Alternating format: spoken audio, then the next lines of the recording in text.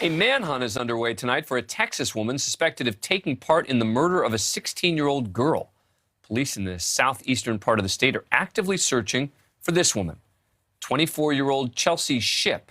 They released these photos of Shipp, who deputies describe as armed and dangerous, and now on the run. And take a look closely at her tattoos, like this one on her upper arm. Authorities are hoping someone out there will recognize Shipp and turn her in. The murder happened on Sunday at a home about 20 miles outside of Beaumont. The sheriff's office got a call around 5 that evening that someone had been killed. When deputies got there, they found the body of the 16-year-old girl. She'd been shot to death. Police have not released her identity. Police arrested this man, 22-year-old Cody Arnold, and now have charged Arnold with murder. He's being held on $1 million bond. It was only yesterday that authorities announced a warrant had been issued for Shipp, Arnold's alleged accomplice. Shipp was last seen driving a 2017 white Dodge truck with Texas tags.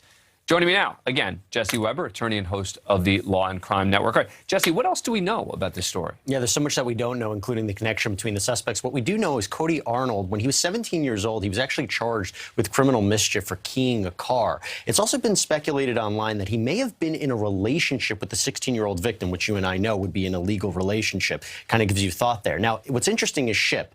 Shipp, the best information we have, the woman in this case, the suspect, the 24-year-old, so much activity on social media, a lot of posts complaining about her life, some of them dark posts, but about a month before the shooting, there was a TikTok video where she's kind of in a dark environment, cocking a gun, and the caption said, "I feel like I'm crazy." And so what it makes you wonder, we don't know who the shooter was. We don't know how many times the victim was shot. We don't know the circumstances of it. So we're piecing together this information from what we're getting from social media and also public comments about the two. It's a really strange case. Do we know if the guy who was arrested is cooperating with the authorities? It's unclear at this point, particularly since we don't know who tipped off the police to the body in that area. You know, we don't know if he was cooperating and then he was arrested, or he was arrested and then cooperating. We're still learning more details about it. But again, if he wasn't the shooter, it would probably make sense for him to start cooperating. But you were saying to me before that you think that they have a pretty good idea of where to start searching.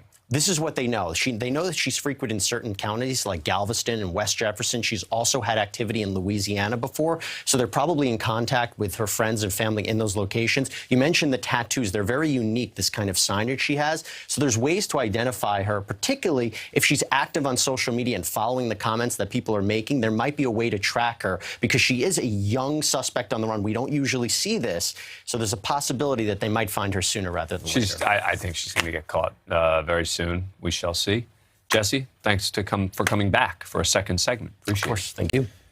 Thank you for watching. Click the red subscribe button below so you can get more of NewsNation's fact-driven, unbiased coverage.